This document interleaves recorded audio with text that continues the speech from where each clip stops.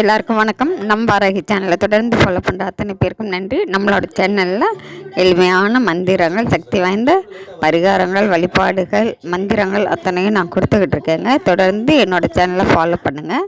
நாம் இந்த பதிவில் பார்க்க போகிறது, நோய் நொடிகளால் பாதிக்கப்பட்டு தினந்தோறும் மருந்து மாத்திரைகள் எடுத்துக்கிட்டு இருக்கிறவங்க யாராக இருந்தாலும் சரிங்க, அதாவது ரொம்பவும் சீரியஸாக இருக்கிறாங்க, டாக்டர்களாலே கைவிடப்பட்ட யாராக இருந்தாலும் சரிங்க, அப்படி இருக்கிறவங்க கூட இந்த மாதிரி செய்யலாம். நோயினால் பாதிக்கப்பட்டவங்களால் இப்படி செய்ய முடியாது அப்படிங்கிற பட்சத்தில் அவங்களுடைய ரத்த சம்மந்தப்பட்ட உறவுகள் கண்டிப்பாக அவங்களுக்காக வேண்டிக்கிட்டு செய்யலாங்க. எப்படியாப்பட்ட தீராத நோய்களாக இருந்தாலும் சரிங்க, கண்டிப்பாக தீரும். நம்பிக்கை தாங்க வாழ்க்கை. நம்பிக்கையோடு இந்த வழிபாடுகளை முழு நம்பிக்கை வைத்து செய்யுங்க.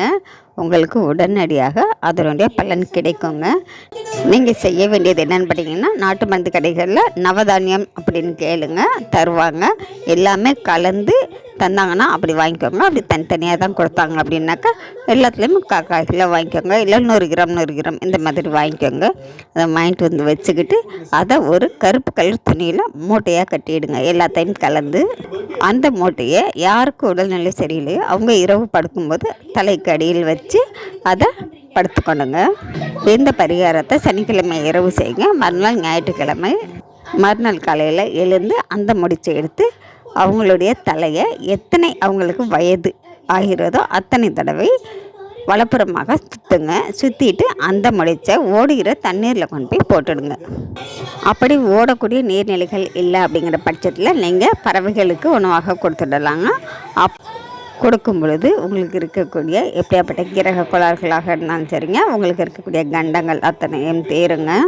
உங்களுக்கு ஆரோக்கியம் மேம்படும். எந்த நிலைமையில் இருந்தாலும் கூட நீங்கள் எழுந்து நடமாடுவீங்க.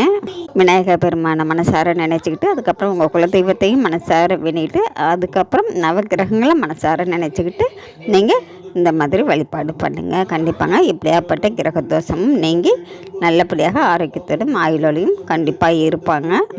இது போல் 3 மாதத்துக்கு ஒரு தடவை கூட செஞ்சுக்கலாங்க. செய்ய செய்ய செய்ய நல்ல நிலைமைக்கு வந்துடுவாங்க. நன்றி. நம்ம அடுத்த பதிவில் பார்க்கலாம். ஜெய் வாராகி.